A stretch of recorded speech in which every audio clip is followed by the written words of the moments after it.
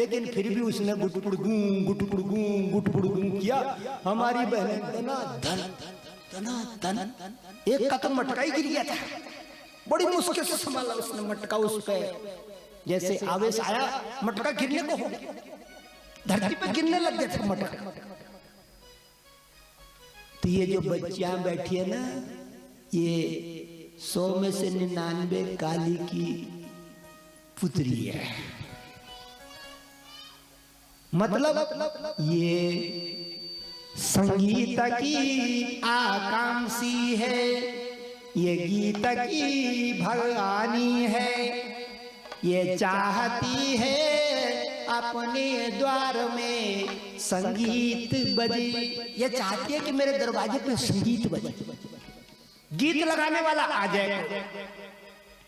और कोई ढोलिया कालिदास है और जागरी पुरोहित है, उसको देवी भागवत में कहते हैं जागरी पुरोहित। कालिया ढोलिया कालिदास उसका नाम है। कोई जागरे पुरोहित आए और हमारे को जगाए। एक बात ध्यान रखना मेरे मित्रों, इस संसार में जागने की जो सबसे अद्भुत विधि है वो हम पहाड़ियों को मालूम है। चले जाओ आप लंदन, अमेरिका, बड़े बड़े देश घूम के आ जाओ, बड़े बड़े क्षेत्र घूम के आ जाओ, बड़े बड़े लोगों की सभा करके आ जाओ,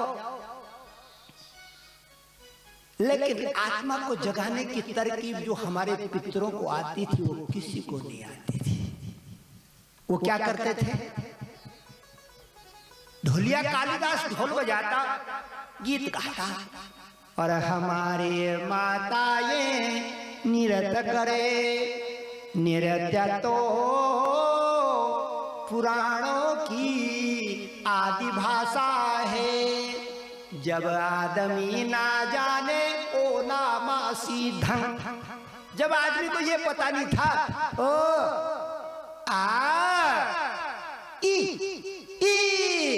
ये तो बाद में बनाए ऋषि मुनियों ने, भगवान शंकर ने डमरू बजा बजा। उससे पहले जो कुछ मालूम नहीं था, लेकिन एक मालूम था, नाचना है। नृत्य संसार की सबसे आदिम भाषा है। जब आदमी नहीं बोला, इशारे से बोला, हाथ से बोला, पांव से बोला, आंख से बोला, नाक से बोला, बाल से बोला, अरे उसका सारा शरीर बोला, जवान ना बोली। तो नृत्य की भाषा का नाम मंडाण है। नृत्य की बोली का नाम मंडाण है। ये खोल दे हमारे शरीर के पुर्जे पुर्जे को, ये हमारे शरीर के रग रग को, ये हमारे शरीर के सोते हुए चक्रों को, ये हमारे शरीर के सप्त बांसुरी के सुरों को, ये हमारे शरीर के पंचनाम देवों को, ये हमारे शरीर के पंचकोशों को। ये नृत्य ये मंडाण खोलता है रग रग को। इसलिए मेरी माताओं, जो मंडाण में नाच गई ना, वो डॉक्टर के पास नहीं जाएगी, जो नहीं नाची वो जाएगी। इसलिए अभी कथा के बाद में हमारे भाई मंडाण लगाएंगे। ये दूरदर्शन के कलाकार हैं, मंडाण लगाएंगे, गीत गाएंगे भगवती का ढोल बजा बजा के। मैं अपनी बहनों से, बच्चियों से, अपनी माताओं से, अपनी मित्रों से प्रार्थना करूंगा, उसमें थोड़ा सहयोग कर देना। जरा सा कुछ मैं दूंगा, कुछ आपने भी देना है बेटिया। मैं दूंगा, मेरी बहनें नहीं देंगी, यज्ञ अधूरा हो जाएगा, यज्ञ में पूर्ति नहीं होगी। इसीलिए देवी भागवत में लिखा गया है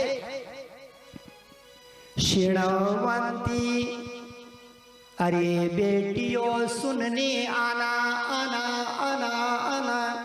शिणवंती गायन्ते, और गीत गाना गाना गाना। शिणवंती गायन्ते गृह्णन्ता वीक्षणसे। गृह्णन्त का मतलब यहाँ ऐसे नाचना जो घृणी आ जाए। घृणी जानती हो? फट फट फट फट। शिणवंती गायन्ते गृह्णन्ता वीक्षणसे।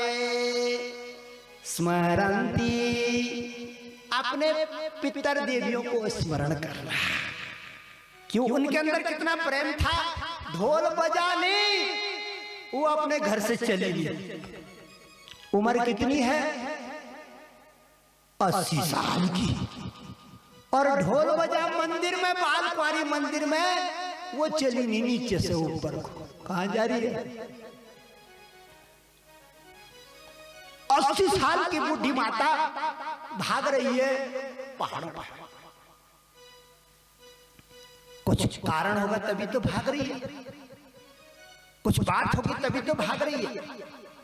शिणवंती गायन्ते गृह्णन्ता वीक्षणसे।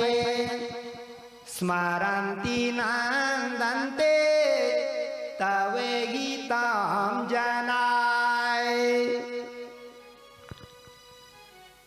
तक्षक नाग का श्राप लगा था राजा परीक्षित को। श्राप को मिटाने के लिए घर द्वार छोड़ के गंगा तीर गए थे। उनके भाग से एक ऐसा आदमी मिल गया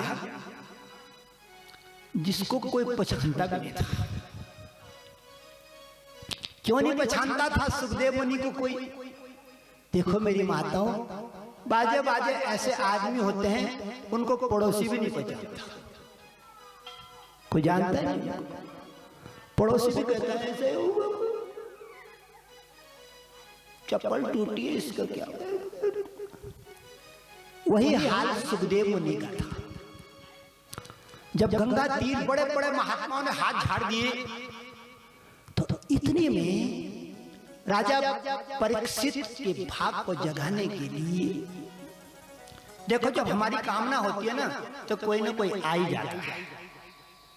आपने ख्याल किया जब आपके घर में कोई संकट होता है तो कोई ना कोई आकर के आपका संकट मोचन करता है। आ जाते संकट मोचन कर। आ गया परीक्षित। परीक्षित का संकट मोचन किया सुखदेव बाबा ने। पुराण सुनाने लगे, 7 दिन तक सुनाया, लेकिन सुखदेव मुनि ने ये नहीं कहा कि नाग नहीं आएगा। नाग तो आएगा ही आएगा, कथा सुनो चाहे ना सुनो, नाग तो आना ही है।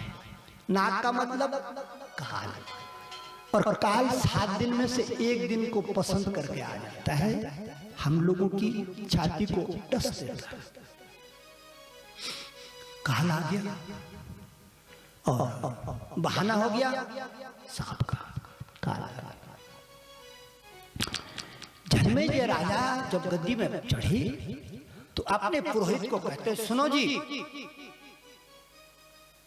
मेरे पिताजी को तक्षक ने डसा है, मैं सर्प यज्ञ करना चाहता हूं।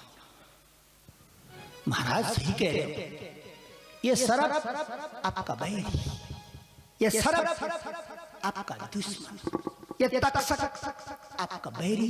इसने आपके पिता को 7वें दिन डसा था भागवत में, इसे छोड़ना नहीं। जन्मेजय कहता मैं छोड़ूंगा नहीं, मैं बाप को मारने वाला और मैं छोड़ दूं। अपने पुरोहित को कहा कि सारे संसार के ऋषि मुनियों को बुला और यज्ञ लगा अब हमारे द्वार पे तामसी यज्ञ लगा। तामसी यज्ञ में बलि देते हैं, चाहे बकरे की दो, चाहे भैंसे की दो, चाहे सरब की दो, चाहे पक्षियों की दो। और मैंने तो ऐसे तक भागवत में लिखा आदमियों की भी देते थे। एक बार में एक ऋषिकेश में एक डॉक्टर त्र्यंबक सेमवाल है, उनका शीशम झाड़ी में इंटरमीडिएट कॉलेज है, डॉक्टर त्र्यंबक सेमवाल। तो इन्होंने अपनी कुलदेवी में पुराण लगाया।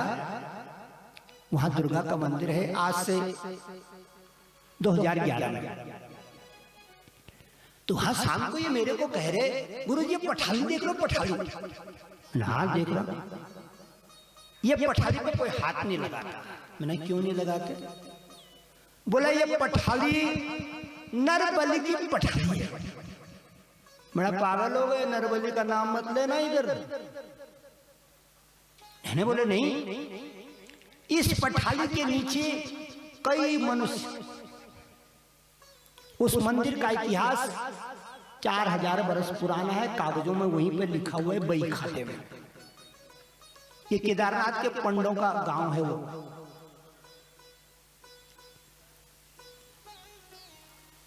तो मैंने कहा ये बलि? बोले हाँ, यहाँ पे नर बलि होती थी। अभी जब वो बाढ़ आई थी ना, 2016 में आई, 15 में आई थी बाढ़, आई थी ना एक बार, 13 में ना, 13, वो गांव पुरुष नहीं बचे, बच्चे छोटी बच्चियां, जो वहां खच्चर लेके जाते थे ना केदारनाथ, उस गांव का ये पुरोहित थे।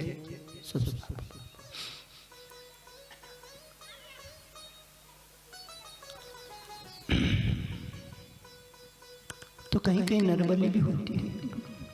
जन्मेजय राजा कहता है मैं सर्प बलि दूंगा, न तो बकरे की, न मुर्गे की, न भैंसे की, सर्प की। अच्छा, यज्ञ हो गया प्रारंभ। उनका जो पुरोहित था वो बड़ा जानकार था। उसने संसार के नागों को बुलाना शुरू कर दिया। आ जाओ, भोजन रखा, आ जाओ, अच्छा नहाने लगे। और जैसे वो स्वाहा बोले, नाग हवन कुंड में गिरने लगे। कई हजारों तो हवन कुंड में स्वाहा हो गए। इतने में तक्षक नाग को खबर लग गई कि जिसको मैंने डसा परीक्षित राजा को उसका पुत्र जन्मेजय यज्ञ कर रहा है। वो तक्षक नाग इंद्र के सिंहासन के नीचे छिप गया, जाने का नाम ही नहीं, लिपट गया इंद्र के सिंहासन, सोने के सिंहासन पे लिपट गया। पुरोहित ने वहां से मंत्र वाचना शुरू कर दिया, इंद्र के सिंहासन समेत उड़ने लगा।